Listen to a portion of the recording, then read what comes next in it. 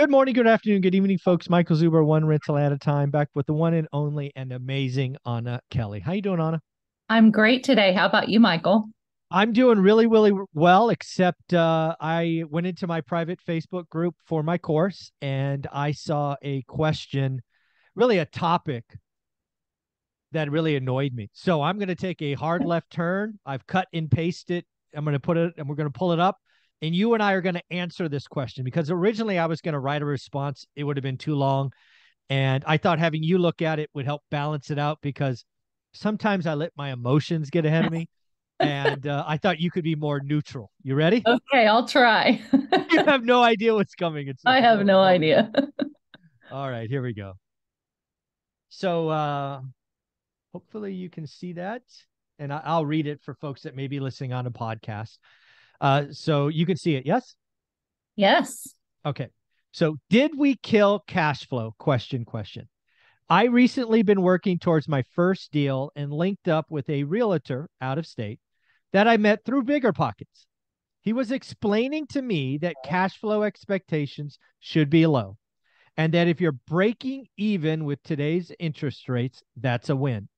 Refinance in a year for a couple of hundred cash flow.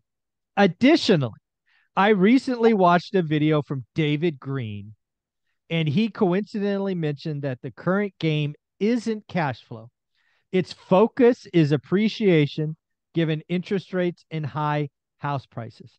And I am not getting is their new mentality becoming today's norm? So, Anna, did you hear that cash flow is dead and we should only be betting on appreciation? That's apparently what Bigger Pockets is saying. This one made me mad.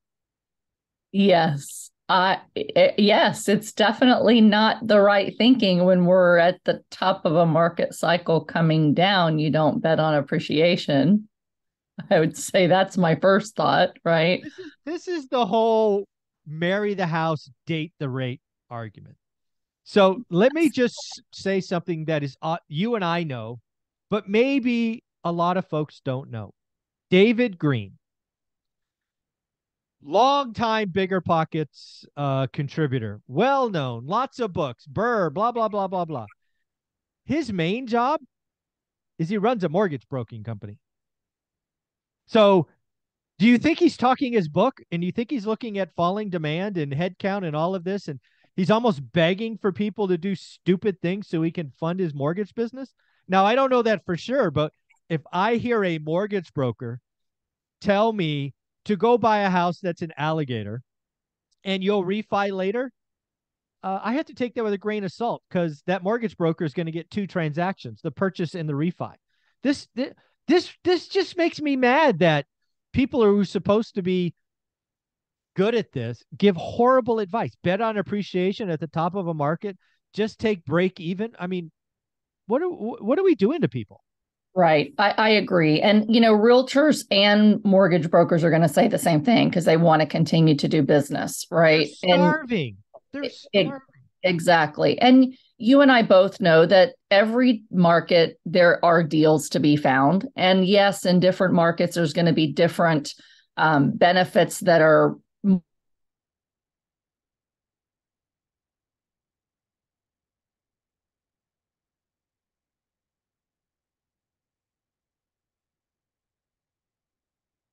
more outweighted than others, for example. Truth to being able to focus on different pieces of real estate at different times.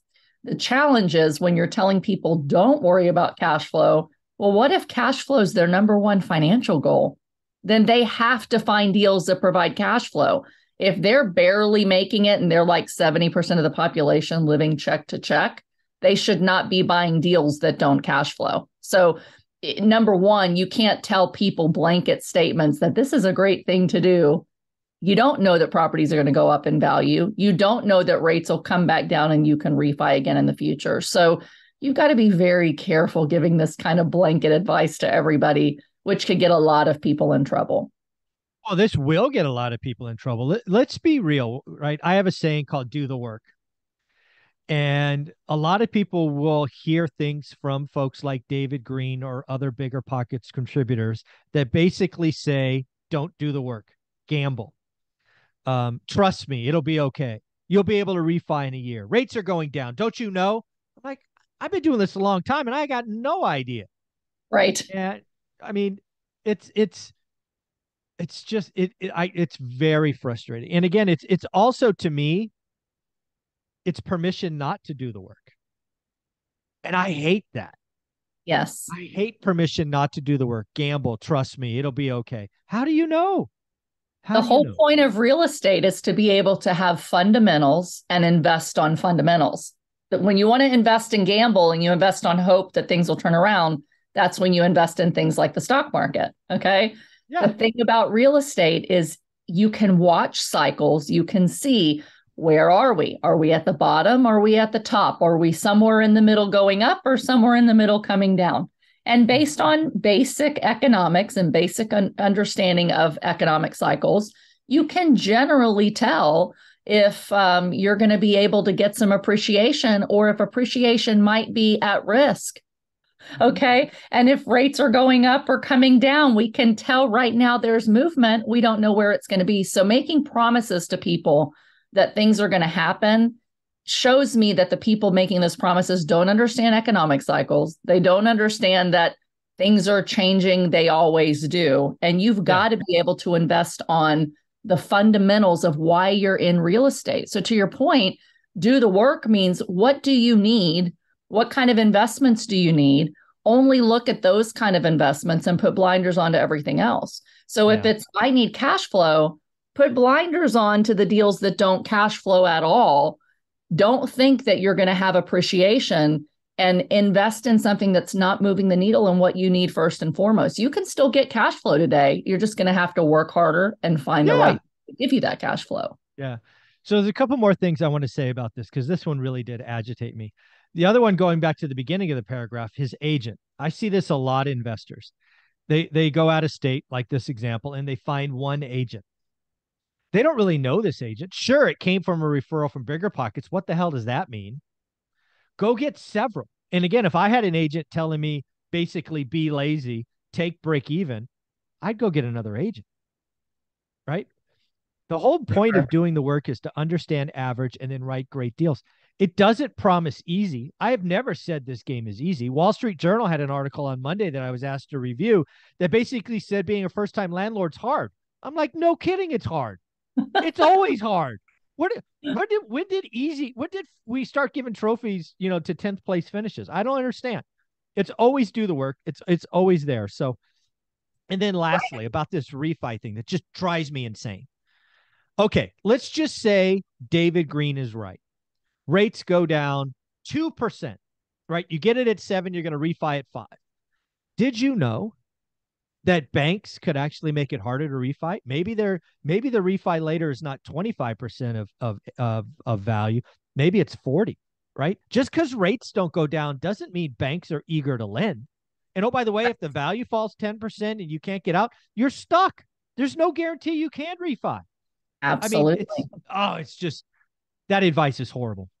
I agree with you. And we've talked about on this show as well, when you're getting ready to go into a recession, we've talked about the banks are going to start tightening, and they already are. So not only are rates going up, but your credit score requirements are higher, your debt coverage ratio requirements are higher, your loan to value is lower. And typically speaking, banks kind of lag what's happening by at least about 6 months before they really change things. We're not even in a recession yet. Exactly. Right. Exactly. So when you're technically in a recession, after the Fed drops rates and says, oh, no, we're in a recession, maybe we should pivot, maybe we should drop rates. Banks at that point are going, hey, things are really bad. People are losing jobs. Let's get tougher on our credit criteria. And it's going to be harder to refinance, even if rates come back down. So never make an investment on hopium. I like to use the word hopium, right? It's like, I want to look at fundamentals and say, what's the likelihood I can do this? And if I can't, am I okay with it never doing anything different than when I bought it? And in this case, are you okay with an investment property that you can't get cash out, that you're not going to cash flow, and you're just banking on the tax benefits and the mortgage pay down over time? That could be okay for certain people, but not for most. Right. Not for most. And that's where you've got to ask yourself again, come back to it. Do you need cash flow? If you do, then don't do a deal and hope that you can refinance later. Yeah. So again, this came from one of my students. So kind of wrap this up. So hopefully you sensed from me that I think this is horrible advice. I think it's excuse from people who have a interest in more business as opposed to doing right by you and others. Also, I am equally irritated with your agent. Again, don't know who they are, but do the work, right? If you could tell, like, this is my thing, right? If an average deal in your market is negative 3%, meaning it's negative cash flow, and you find a 0 or 1, that is great for that market, that buy box. Now you have to ask yourself, are you okay with 1%? That's Right. a different conversation. This is step Yes. 1, learn average. Then you have to ask yourself, are you okay with great? And again, for most of you, a 1% in a negative 3, it's great, but heck, you can go get 4% in treasuries. What are we doing here? Really? I mean, come on. Exactly. And every investment you make, you have to say, what's the opportunity cost of losing this money, this down payment to get no cash flow when I could go put it in a CD and make 4 today? I could lock up money today. I just looked at this yesterday. Yep. For a year at 4.15, 2 years in a CD at 4.2, 5 years at 4.3. Why would I put 20% down on something to make nothing? I wouldn't do it. The only exception to that, and I'll just say this because we did a show on this a week or two ago, is if you have an ability to force appreciation, you're buying a basis that you know you can force that appreciation. Some multi-units, maybe a really hard negotiated brand new house with desperate seller builders right now. If you know, hey, I'm buying this at such a good basis fundamentally that I believe I'm going to have big upside, and you can have the wherewithal to take 0 cash on cash, you could make a couple of those bets, but you better have a lot of other things paying you cash flow before you make that kind of investment. Anna and I can make those investments. Most people can't. So let's just be clear. Yeah. Absolutely. So Anna, do me a favor. Thank you for being the mellow, the calmer, the nicer one with this. I appreciate you looking at this with me. Where can people find you? Great. You can find me here every weekend on my playlist on your channel. You can find me on social media at Anna Kelly REI Mom. If you're interested in coaching or mastermind, you can find me there at reimom.com. Thank you so much.